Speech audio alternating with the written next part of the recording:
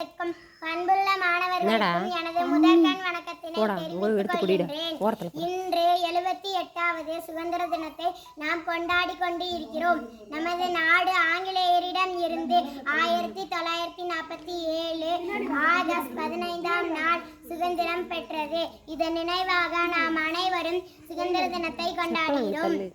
நமது தேசிய கொடியின் 3 வண்ணங்கள் என்பவை எதை குறிக்கும் என்றால், காவி என்பது தைரியத்தையும் தியாகத்தையும் குறிக்கும், வெண்மை என்பது அமைதியையும் உண்மையையும் குறிக்கும், பச்சை என்பது நம்பிக்கையையும் வீரத்தையும் குறிக்கும், நடுவில் உள்ள அசோக சக்கரம் மரத்தை குறிக்கும், அதாவது தர்மத்தை குறிக்கும்.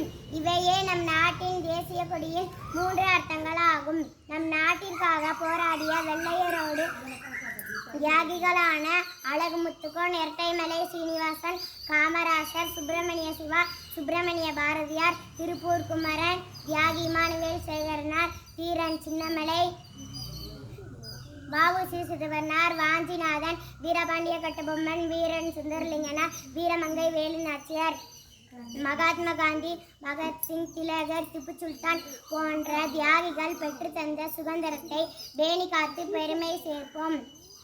கொடி காத்து குடிகள் காப்போம். வாய்மையே வெல்லும். வாழ்க இந்தியா, வளர்க தமிழ். நன்றி, வணக்கம்.